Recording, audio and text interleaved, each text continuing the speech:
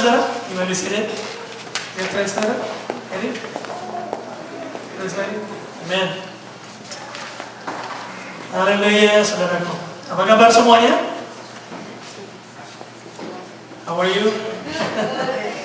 Hari ini saya merasa like international church karena ada orang dari Indonesia, of course kita, ada dari Korea, ada dari France, ada dari Nigeria, ada dari Jawa. Jawa itu orang luar negeri, buat kita yang di Amerika. Amin. Saudaraku, kalau nggak salah last week mungkin diumumkan tentang siapa yang bagi-bagi traktat. Is that right? Ya? Semua dapat nggak traktat? Okay, you must wear it and turn. There's a wheel to turn on. I think until you see the red light comes on, that means that thing's functioning. Okay, he's talking right now. Can you hear? Yeah. Okay. Everything's okay. All right. Your translator today is Mr. Harry. Okay, saudara. Waktu last week siapa yang saudara kasih traktat waktu orang-orang trip? Ada di sini? Ada beberapa ya. Ya. Saya juga baru pertama kali ada ide dari AHA untuk memberikan traktat. So saya istri saya, anak saya kumpulin permen, dan yang besar anak saya musisi Joey excited sekali dia bagi permen sama bagi traktat. Ya, anak-anak kecil itu memang dasar waktu yang tepat untuk berbagi traktat. Karena anak-anak itu kan mereka cuma minta trick or treat, kita langsung kasih permen, mereka langsung caw. Jadi disekutar kalau kita bisa kasih ke mereka. Ya, kita nggak tahu apa hasilnya, tapi saya dengar suatu kesaksian bahwa traktat pun bisa membuat orang bertobat. Amin, saudara. Kita nggak tahu, kita berdoa. Kadang-kadang kita nggak bisa ketemu dengan tetangga kita. Ya. Terus terang, saudaraku, saya sendiri nggak terlalu banyak main dengan tetangga di Amerika ini. Karena orang Amerika tahu sendiri, ya kan? Mereka bilangnya apa? Either they say bye atau hi atau bye. Jadi say hi kalau ketemu di depan pintu atau bye waktu mereka pergi. That's it. Jadi saya nggak pernah lihat. Tapi waktu Halloween, saudaraku, anak-anak itu dari pertama banyak sekali. Ya, saudara lihat ya. From all over the place, mereka datang, mereka kumpul. Saya bilang, this is a good. Ada kesempatan yang penting untuk bagi-bagi untuk mereka. Si Joey harus bagi-bagi, dia juga asik bacain sendiri dalam bentuk komik. Dia baca, dia lumayan tertarik juga. Terus saya bilang, Joey besok kasih tempatmu ya. Ya, dia excited dia kasih tempatnya. Luar biasa, saudaraku. Saya percaya kalau kita semua mau bagi berkat, ya, pasti Tuhan akan memberkati. Hari ini kita akan kembali belajar di kitab terakhir, kitab Filipi, pasal yang keempat. Ya, saudara buka Filipi, pasal yang keempat. Nah, saudaraku, kita sudah membaca, sudah belajar dari pasal 1, 2, 3, dan sekarang yang keempat. Terus saudara baca Filipi pasal keempat. Banyak di situ mengenai yang bersifat boleh dikatakan berkemenangan dari orang-orang Kristen yang semestinya mereka mendapatkan apa yang dari Tuhan setelah mereka mendapatkan Kristus, setelah mereka memenangkan Kristus dalam hidup mereka. Nah, kita baca di dalam, saya nggak akan baca semua, saya harap saudara ini mengikuti dan membaca kitab Filipi. Kita baca saja yang dalam kitab ini dari 11 sampai 13. Mari kita baca bersama-sama.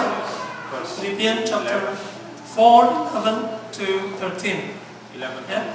1, 2, 3. Ku katakan ini bukanlah karena kekurangan.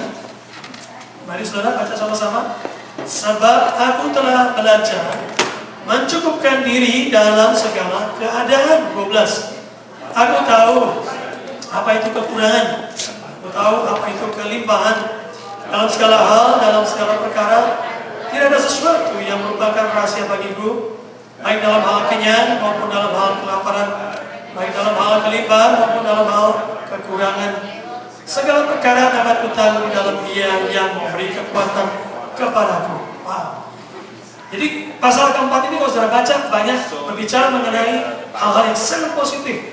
Yang Paulus tekankan bahwa kalau kita ikut Kristus, kita mendapati Kristus, maka saudara baca seperti rejoice selalu ya, bergembiralah selalu. Yang katakan God will supply, akan memberkati setiap kebutuhan saudara berdasarkan glory, kemuliaan di dalam nama Tuhan Yesus.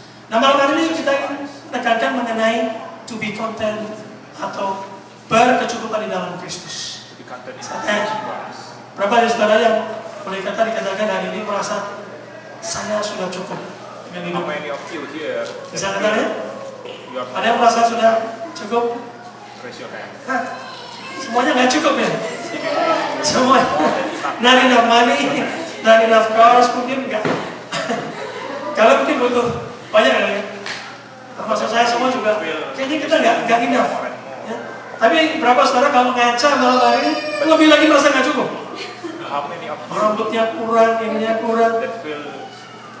That's why malam hari kita perlu belajar mengenai perkecukupan di dalam Kristus. Dan Paulus katakan di dalam tadi ayat yang ke mana tadi ya?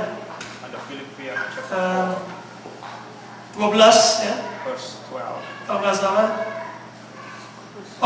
Yang 11 dikatakan aku telah belajar, I learned, dikatakan ya, to be content. Dikatakan I've learned untuk dia bisa menjadi berkecukupan di dalam Tuhan. Nah, saudara, ini sangat penting sekali. Karena di akhir zaman ini, saudara, kalau kita lihat dengan kondisi dan berbagai profesi yang ada semuanya, kita bisa tahu bahwa dunia ini akan semakin kehilangan arti spiritual life mereka. Amerika saja sudah melorot spiritual life mereka. Ya, mereka berusaha menghilangkan kata Tuhan dalam undang-undang. Terus diusahakan untuk dicungkil, dikeluarkan dari undang-undang dan dari kata-kata apapun yang ada. Mereka nggak suka kata Tuhan. Kita lihat bahwa di akhir zaman ini akan lebih menekankan mengenai kedagingan, hal-hal yang bersifat materi dan materi. Sehingga orang akan mengubah semuanya ini. Dan Paulus katakan, aku mau melatih. Dia katakan, aku melatih tubuhku supaya aku juga bisa menguasainya. Dalam Korintus dikatakan, supaya sesudah aku memberitakan segalanya, aku sendiri tidak ditolak. Dia ajak, disiplinkan untuk menjadi bisa berkecukupan. Saudara, tapi kan hidup kita ini, kalau kita mau lihat, kita akan selalu merasa nggak cukup, betul nggak saudara? Sekalipun saudara dikasih uang berapa aja, jujur deh. Saudara mungkin bilang, aku sekarang lagi bokeh nih. Aku nggak punya $100. Tapi ntar orang kasih $100, saudara bilang, I wish ada orang kasih $200, betul nggak? Saudara dikasih $1.000, I wish punya apa? 10.000. Saudara baca orang menang lotre, baru-baru ada pasangan dari Canadian menang 15 juta something. Saya kepengen juga. Sampai nggak kepengen, 1 juta aja saudara pengen. Kamu ketawa pengen loh. Nah, makanya nggak ada bisa-bisa. Benjamin Franklin, yang terkenal, termasuk penemu dari Amerika, dia katakan content makes poor man rich. Discontentment makes rich man poor. Enggak, kepuasan itu membuat orang kaya pun menjadi poor. Selalu apa? Kurang. Orang gembel itu kan apa? Kekurangan. Kurang makan, kurang perhatian, kurang ini. Tapi kalau bisa konten dalam hidup, kita ini menjadi sekalipun miskin, we become so rich. Gak butuh seorang, gak butuh apa-apa. Wah, memang it's easy, saudaraku. Kalau kita ini sedang mengalami gak ada choice-nya, it's easy untuk to be content. Saya ingat waktu saya kecil. Saya tinggal sama kakak saya dan mama saya. Papa saya terpaksa harus ke Surabaya untuk cari kerjaan dan kerja di bank. Saya bertiga dengan saudara saya tinggal di Semarang. Kami tinggal di kampung. Main sama orang kampung, makanan itu Seingat saya nggak pernah makan ayam. Makan kerupuk, nasi, emang kasihan sih. Tapi I was content, saya cukup. Nggak kepengen gimana-gimana, mainan ya. Sudah tahu mainannya nggak ada yang aneh-aneh. Yang diputar dulu yang cool itu mainannya diputar krik. Wah itu udah kodok goyang, itu udah sip tuh. You know, tanpa baterai itu udah ada school. Saya main dengan itu. Saya sempat kalau lihat anak-anak itu main kulit jeruk Bali, dipotong-potong dibuat kayak kereta. Saudara tahu tak? Dan sudah kayak wow, serius. Atau mainan itu yang dari bantal apa ya, yang panjang-panjang itu dibuat semacam pistol atau lolos senapan. Dan dia bisa kayak panah terus dia terbang begitu. Wow, itu saya kepengen kayak gitu. Tapi waktu itu memang nggak punya apa-apa. Kita tinggal di kampung, mau dikata kita nggak mid-size family, kita termasuk low, nggak ada apa-apa, so I'm just content aja. Tapi coba anak sekarang, aduh, you know, banyak choice-nya. Dari ini komputer lah, dari iPod ke iPhone, nanti apalah, game segala macam. Jadi banyak choices, you know. Dan kita kayaknya nggak puas, terus aja. Dan orang sekarang lebih stres. Ini ada seorang psikologi menyelidiki bahwa orang sekarang banyak stres.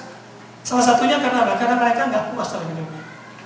Coba dulu orang, saya masih ingat waktu saudara nggak tahu waktu itu sudah lahir belum? Tapi saya namanya TV pertama nonton. Oh, TV terus menjadi color TV. Seneng deh rasanya, saya sampai ini berubah nggak sih warnanya? Berubah nggak? Karena deso sekali. Maksudnya kampungan sekali, nggak pernah lihat TV color. Pernah belum ngalamin TV color umpamanya tuh? Sekarang kan lihatnya gimana? Saya ingat film Bonanza. Oh topinya begitu, bajunya begitu, baru tahu saya. Orang sekarang, aduh, dari TV kecil, besar, 23, 50 inch, terus ada yang gendut yang besar itu, yang lebarnya 55 inch, 60 inch. Karena saya sekarang dibikin kempes lagi, flat screen katanya. Sekarang bikin flat yang tipis, and big, 60, 70. You can buy as big as you can, as long as the money goes. Sepanjang uangmu ada, kamu bisa beli apapun juga. So many choice, kamu jadi stres. Punya satu mobil, atau nggak puas pengen mobil lagi. Pengen ini, pengen lagi.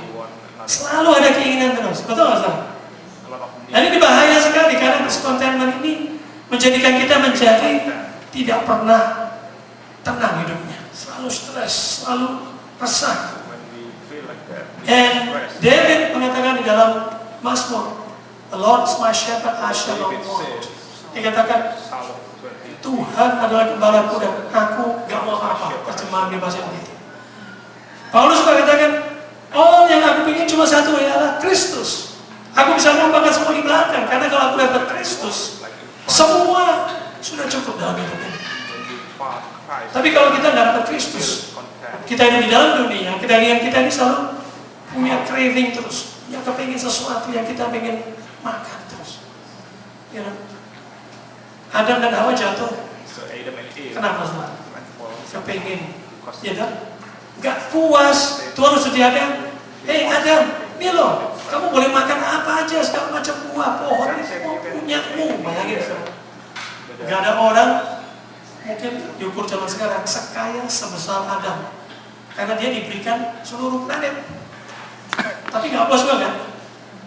Dia dengan setan bilang mau jadi Tuhan, yes, saya juga mau seperti dia, karena dia berdosa. Jadi Raja Daud juga ingin sesuatu juga, dia sudah menjadi raja. Saya nggak tahu istrinya dia berapa banyak, sebetulnya dia punya apa namanya, konkubinnya apa, tapi tetap aja dia lihat istrinya Uria kepingin juga. Ada discontentment dalam hidupnya terus. Nah, arti to be content, berkecukupan, Bukan berarti artinya ya sudahlah, kita nggak perlu apa lagi, ya sudah, nggak ada ambisi, nggak ada pikiran lain, udah kita menjadi apatis, menjadi pesimis. Bukan begitu. Ya, memang jadi orang Kristen ada yang menjadi orang dikatakan komplasen, jadi cuek karena apa? Dia pikir sudahlah, kita seperti Paulus saja menjadi konten.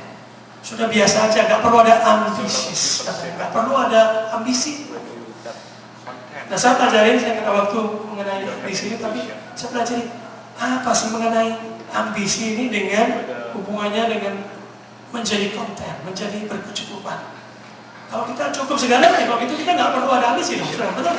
Ya udahlah, cukup lah, begini aja, kerja ya begini-begini aja, nggak naik gaji cuma nggak apa-apa, nggak naik pangkat cuma nggak apa-apa, kayaknya nggak ada ambisi yang lain. Nah, setelah saya pelajari, saya baru tahu, ada bedanya memang. Sebab dalam ambisi juga ada ambisi yang baik, ada ambisi yang jelek.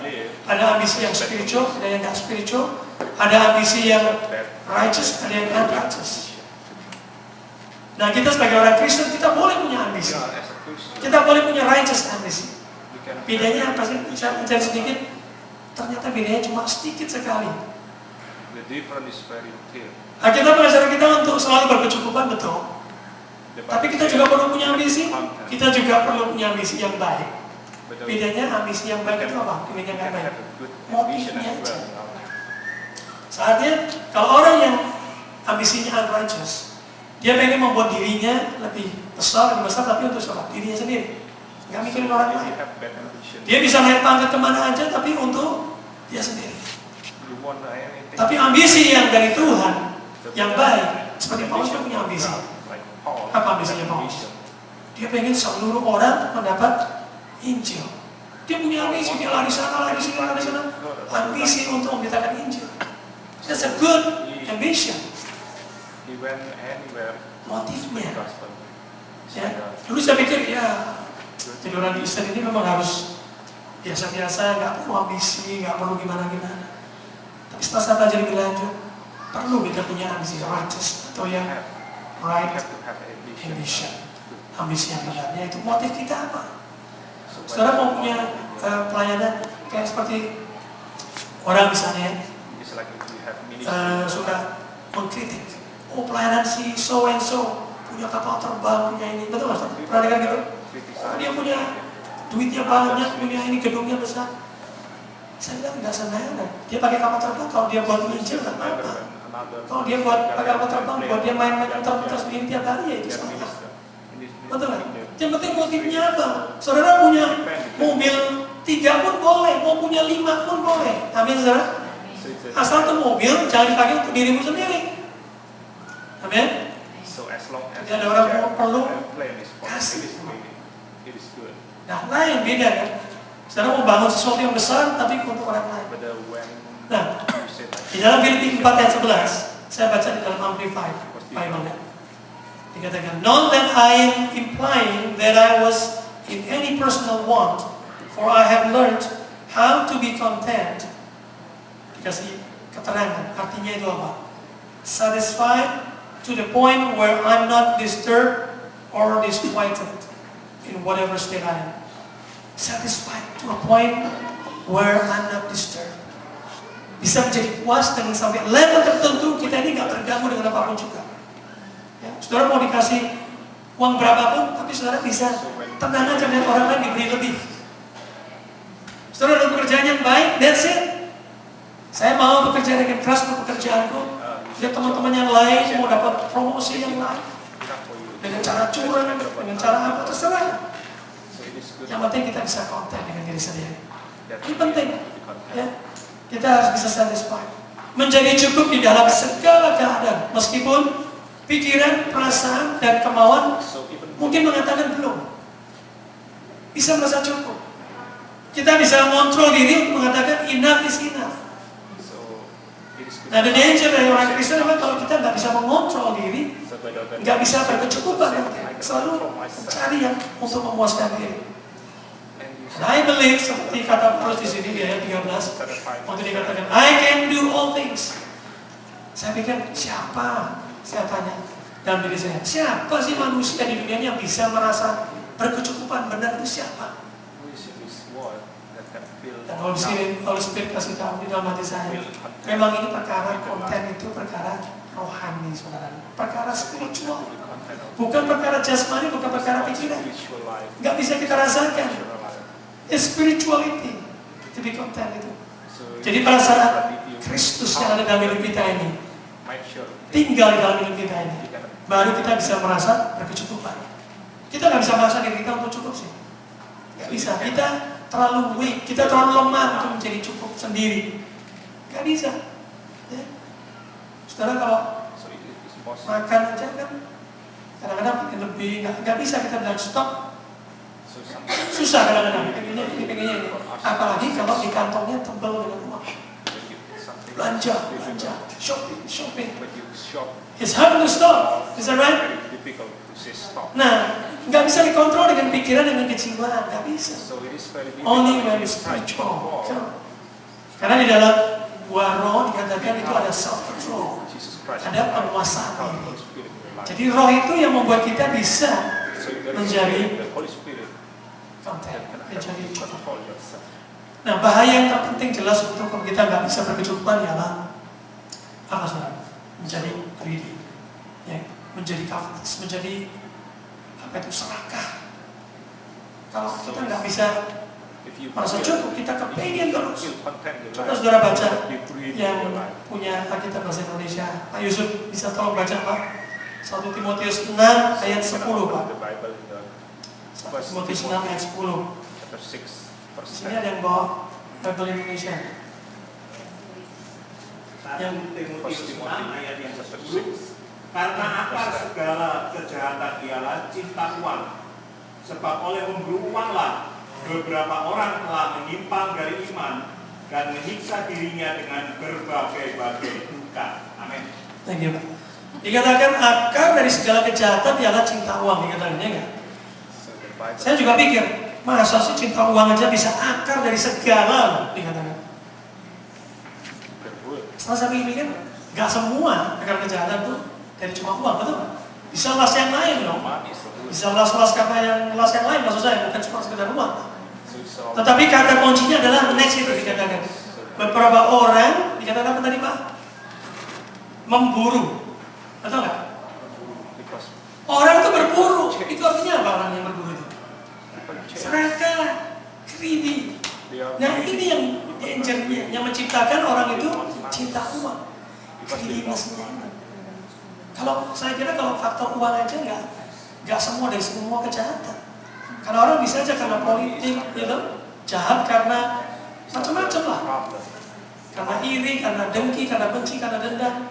Tetapi dikatakan ayat kunci selanjutnya itu, waktu dikatakan beberapa orang karena memburu, artinya dia greedy di dalam hidupnya, itu yang membuat dia nggak cukup.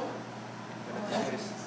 Coba yang sini sampai dibaca di dalam Ibrani 13 ayat 5. Bahasa Inggris ya boleh lah. Covetousness selalu membawa kita kepada ke arah kedagingan, ke arah flesh, ke arah hawa nafsu.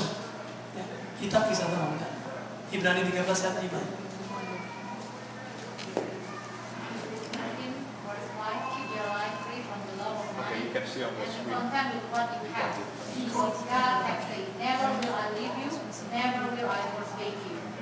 Baik, kalau saudara baca cuma be content with what you have, pasti ada yang protes, betul nggak? If you are rich, yes, you must say okay. But if you are poor, I don't have anything, how can I be content? But the next, apa dikatakan? I will never. Tuhan tidak akan pernah meninggalkan atau melupakan kita. Amin. Ini ayat kuncinya, sehingga kita bisa puas. Kalau cuma sekedar apa yang kita miliki, pasti ada yang protes pasti. Ya, apalagi masih single-single. Amin. Saya belum punya, bos belum konten. Ada yang biasa-biasa pakai ketawa, nggak tahu maksudnya apa. Jadi orang berpikir ini bukan hanya soal uang, mungkin status, mungkin soal pekerjaan, macam-macam. Saudara, saya baca tentang ekonomi Amerika, krisis yang terjadi. Ya. Ini istri saya kerja dengan Beatrice dengan Benita di bagian business, BOE, bukain mortgage orang. we got mortgage, Orang utang segitu banyak a lot of di Amerika. people owe money, Karena banyak orang di Amerika, mereka a lot of people here, main apa namanya? Mereka play suatu game, itu they play game, mereka beli rumah dengan arms, apa itu maksudnya? they bought a Mortgage yang house with arm, adjustable rate mortgage. with adjustment. Setelah beberapa tahun harganya naik, dia jual. Mereka cuma main-main begitu doang, jadi nggak pernah secara serius. Dan banyak kursus-kursus tentang real estate. Wow, orang itu kaya karena real estate. Orang ini kaya karena begini-begini. Jadi greedy, jadi kepengen. Beli semuanya mortgage-nya ada, sekarang jeblok semuanya. Gereja pun ada yang bankrupt di Amerika, saudara. Saya baca nggak satu, nggak dua, banyak juga gereja bankrupt. Kalau di Indonesia, ditulis di koran, gereja bangkrut. Waduh, nggak pernah saya baca di Indonesia ada gereja bangkrut. Ada nggak pernah? Di Amerika ada gereja file bankruptcy. Saya nggak tahu apakah mereka memang nggak mampu bayar atau mereka karena terdorong oleh visionnya yang gede. Wow, masih gede, gitu. Bangun yang segede mungkin, semegah mungkin, se-luxury mungkin, semodern mungkin. Karena orang zaman sekarang, orang Kristen perlunya kursi yang empuk-empuk, yang AC-nya enak, yang musiknya bagus, akustiknya mesti modern, semuanya mesti dilengkapi. Jadi mereka spend money, akhirnya sekarang nggak bisa bayar. Jadi file bankruptcy. Yang paling gila lagi di California, saya baca, kalau nggak salah apa itu? Ada baca itu tentang position 19 apa sebetulnya? Mereka akan preposition 19 atau apa yang melegalisir tentang penggunaan ganja atau drug itu, ya, atau apa namanya? Marijuana. Setelah saya baca-baca di koran, mereka bilang, well, kalau kita nggak legalisir anyway, mereka tuh juga tetap dengan drug. Mereka juga akan pasti mampu sampai, istilah kasarnya begitu, gitu. Dan mereka jadi beban, jadi suatu burden bagi suatu negara untuk rehab orang-orang ini. Kenapa nggak sekarang dilegalisir aja, kita tax katanya. Kalau biaya rehab orang-orang ini katanya, menurut perkiraan di California itu bisa memakan sekitar $4.9 billion untuk mengurusi masalah drug yang tembak-tembakan, masalah drug yang bikin ngaco, kriminal. Tapi kalau kita tax, kita bisa dapat income 4.1 billion. So, saya pikir ini government sudah mulai benar-benar crazy betul. Dia yang dibikin cuma apa, saudara? Money-nya doang. Oh, yang penting dapat money, generasi nanti rusak toh. I don't care. Itu nanti terserah. Zaman anak cucu nanti yang ngurusin. Yang penting sekarang revenue dulu masuk untuk the government. And they can spend. Apa sekarang California memang lagi bangkrut sih. Semuanya. Mereka semua nggak ada balance semua. So mereka cari revenue dari mana-mana sampai mau melegalisir drug. Saya bilang orang sudah mulai greedy. Inilah ada menjadi tidak pernah puas, tidak pernah puas. Nah, kita ingin belajar malam hari ini untuk menjadi puas dalam hidup kita. Saudara mau semua untuk menjadi puas, berkecukupan dalam hidup. Amen. Ya. Kalau enggak, saudara kan restless nanti, akan nguber terus. Ya. Kita lihat Paulus, kenapa kok dia bisa begitu? Ya. Nah, nomor satu saya dapatkan bahwa kita baca di dalam kitab-kitab sebelumnya, pasal 1-3, bahwa Paulus selalu mengatakan dia ingin memenangkan Christ dalam hidupnya. Betul? Nomor 1, dia punya fokus selalu ingin Kristus bermanifestasi dalam hidupnya. Dan dikatakan Kristus ini membuat dia bisa puas. Kita lihat di dalam Filipi pasal 4. Kembali tadi ke Filipi ayat 4-7, kalau saudara baca di situ. Gara-gara Kristus dia belajar 4 hal di sini. of Christ. Yang pertama, Out of 4 things. dia bisa mengatakan, bersukacitalah senantiasa dalam Tuhan. Sekali lagi katakan bersukacita. Rejoice evermore. Kalau Kristus ada dalam hidup ini, So when you feel joy hard is always time, ada tinggal dalam hidup that ini. joy Amin. in your life. Sebagai orang Kristus, saudaraku, saudara sudah diberikan joy oleh Tuhan. You got fun, you got joy. Malam hari ini kalau saudara masih belum bisa ketawa, belum bisa mesem-mesem atau bagaimana, So even though right now you can please smile, know, seperti kata Paulus, you have to know Christ in you, the hope of glory, gives you joy. Amen. you have joy in your life. Saudara cuma cukup buka the joy supaya keluar. Orang kalau nggak ada joy, So if you don't Memang have joy, rasanya nggak puas dalam hidup ini. Sekarang lihat di dalam Alkitab, you never suami dari Jezebel, in your life. ya, siapa? Raja Ahab, the king. You write about Dia seorang raja, dia sudah punya semuanya, tapi gara-gara everything. neighbornya dia, siapa namanya? Nabot, He's like the punya kan field sedikit yang lebih baik menurut dia.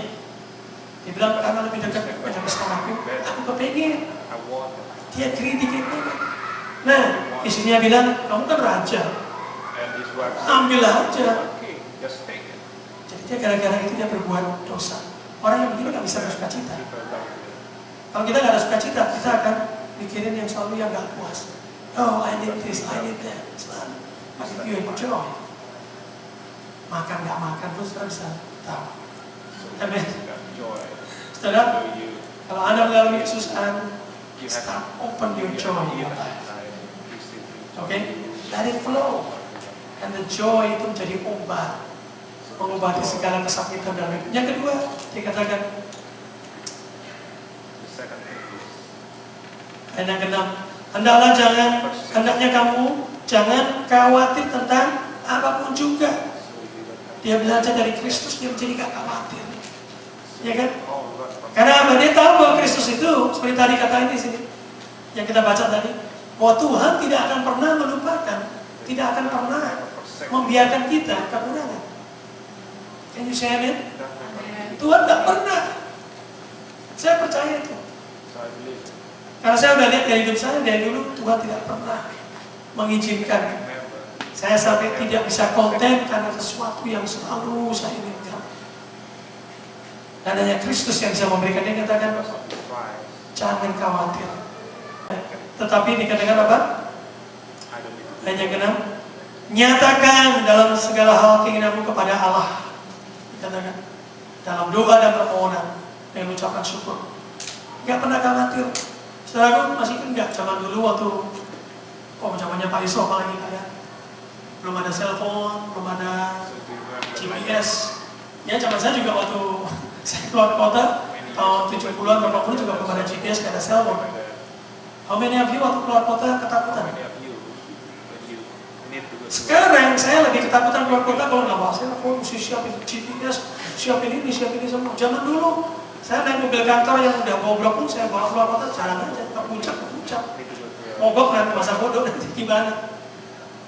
Ya kan? Orang sekarang coba deh saudara kalau lihat keluarga sekarang keluar kota pasti macam-macam dia bawa. Makanan semua, ini semuanya. Anak-anak, untuk bapak, ibu semua harus ada.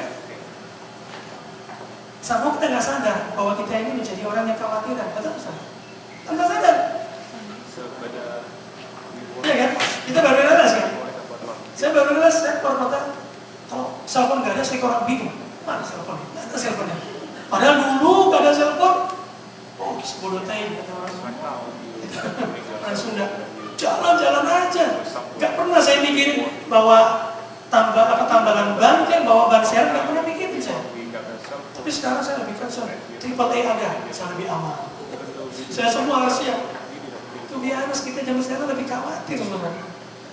Yang ketiga dia belajar tadi dikatakan ajukan dalam doa permohonan dan dengan ucapan syukur, giving thanks. Ini sangat powerful sekali. Kalau kita nggak bisa giving thanks dengan apa yang kita punya, kita nggak pernah giving thanks dengan apa yang Tuhan akan berikan dalam hidup ini. Coba sekarang pikirkan. Di dalam rumah kita, di dalam mobil saudara, di dalam pakaian saudara yang pakai ini. Coba. Bisa kita ucapkan syurga, Tuhan terima kasih. Ya, Saya kalau ngaca, baru saya ngerasain bahwa saya begitu bersyukur di dunia cuma ada muka satu semacam saya. Gak ada kopinya. Ya kan, saudara kalau beli mobil, orang kalau anak zaman sekarang mobil kan mobilnya di PIM namanya, apa itu dikasih aksesoris, ya kan? Supaya apa? Supaya nggak ada orang yang kopi dia punya mobil. Nah, muka saudara sama saya ini cuma original satu tuh. Anak saya aja itu nggak bisa persis. Si Yuda juga kan mirip-mirip saya, tapi nggak bisa persis. Because only one me, Jeremy on earth. Pada thank God for that, nggak ada yang bisa mirip. Oh, ada sini yang mungkin senang tampaknya kayak Tom Cruise atau siapa, ada yang mungkin, oh saya nggak kepengen. Saya nggak kepengen. Kalau idola saya orangnya itu doing good things, oke lah. Tapi kalau belakangnya nggak benar, no, nggak usah. Bersyukur is so powerful untuk menyetop semua gejolak yang kita inginkan ini. Bersyukur dalam segala hal. Yang keempat, ayat ke-7 dikatakan, damai sejahtera Allah yang melampaui segala akal akan memelihara hati dan pikiranmu dalam Kristus Yesus. Yang keempat, kita belajar mengenai dalam Kristus ada damai. Kalau kita merasakan damai, oh kita bisa merasakan hidup ini lebih enak, saudara. Tapi kalau saudara buka CNN, buka pos kota, saudara akan gemuruh terus hidupnya tiap hari. You can, apalagi hari ini ada Merapi, Krakatau mau meletus, tsunami, ada gunung lain lagi katanya lagi gemetar-gemetar mau meletup juga, whatever. Kalau saudara baca terus, ya kan, kita nggak pernah berdiam di dalam hadirat Tuhan, kita nggak akan pernah merasakan ada peace. Dan kalau kita nggak ada peace, kita merasa selalu nggak cukup, ya kan? Akhirnya kita beli apa? Proteksi macam-macam, insurance lah, itu. Di sini terus terang saya akhirnya bertobat juga soal insurance. Oh, saya nggak bilang ke saudara ya, for myself. Di Indonesia, siapa di sini yang punya insurance, health insurance di Indonesia? Siapa orang Indonesia punya health insurance? Tapi mereka nggak care, naik mobil, naik motor, waktu muda kita putar motor, nggak mikir, nggak ada insurance. Tapi di Amerika kalau nggak ada insurance pusing juga, mahal lah, apalah, takut sakit gitu kan. Saya udah beberapa hari ini tanpa insurance karena saya udah stop. Saya mau ganti maksudnya. Tapi sementara kosong ini, tadi saya rasa, aduh, kayaknya nggak ada yang nawarin. Tapi saya baca, Paulus katakan, in Christ you have that peace. Oh, saya tenang. Saya ada insurance dari insurance. Have my peace. Saya ada insurance mobil, nggak ada, saya drive tetap ada peace. Ya, tapi ya nggak boleh, insurance mobil tetap harus ada. Nah, dia concentrate on Christ, number one. Dan yang kedua, dia nggak pernah fokus kepada the world atau flesh atau desire, the ardent desires yang selalu, berusaha keluar dari hidupnya ini. Dia katakan, look, aku berikan dapat Christ, aku tinggalkan semua ini menjadi sampah di belakang. Oh, semuanya sampah. Mungkin di antara kita nggak akan bisa seperti Paulus katakan, semuanya itu sampah mendingan Kristus. Kita masih kepingin pekerjaan kita masih punya banyak yang kita mau tuju, betul? Nggak salah, saudara. As long as fokus kita bukan di sana. Fokus kita bukan cari duit, buat apa? Ya.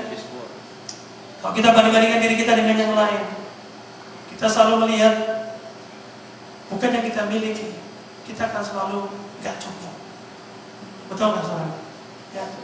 Saya kepengen kayak dia, saya pengen kayak ini, selalu nggak cukup. Kalau kita fokus kepada apa yang kita nggak punya, ya. Terus kalau kita bandingkan kita dengan orang lain, selalu akan begitu. Di rumah saya ada tempelan, ada doa serenity prayer. Saya percaya saudara mungkin sudah pernah serenity prayer oleh Reinhold Niebuhr. Ya, doanya pendek, tapi sebenarnya panjang, cuma dikutip, di quote pendek. God grant me the serenity to accept the things I cannot change. Karena kita butuh suatu ketabahan, ketenangan untuk menerima things yang we cannot change. Betul nggak? Ya. Sekarang berapa banyak orang yang lahir mungkin matanya cuma satu, telinganya satu dan sebagainya. But we need that kind of serenity. Kita semua yang normal, kita aja masih sering merasa kurang saya tipis lah, mau begini selalu lah. On and on, gak akan habis. Selalu akan habis. So peace, Dia katakan, God grant me the serenity to accept the things peace, I cannot change. Courage to in your life. change the things I can. Keberanian untuk merubah apa yang aku bisa rubah.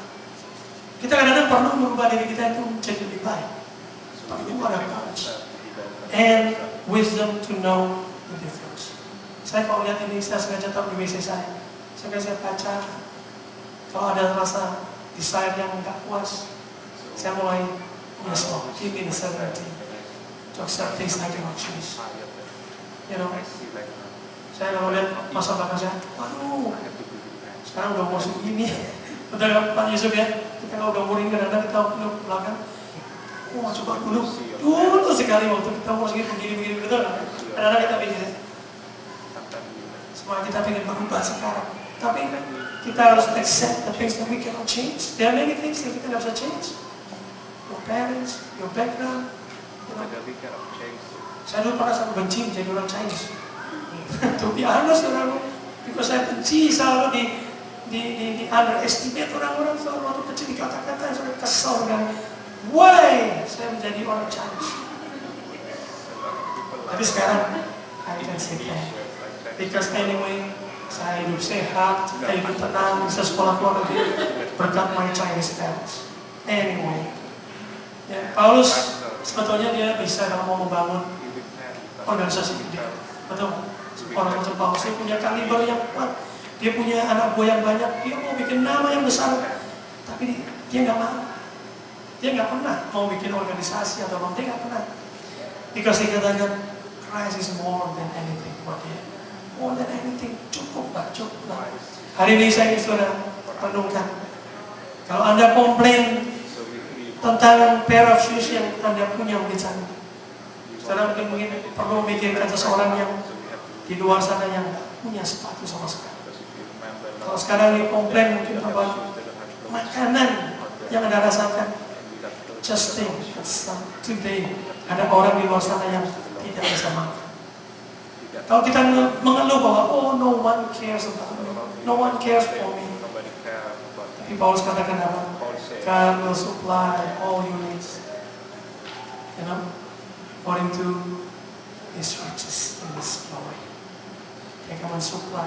Kalau kita ngeluh, oh nggak ada yang memperhatikan saya, oh saya begini-begini aja, kita pikirkan bahwa Tuhan selalu memperhatikan kita. Mari kita berdoa.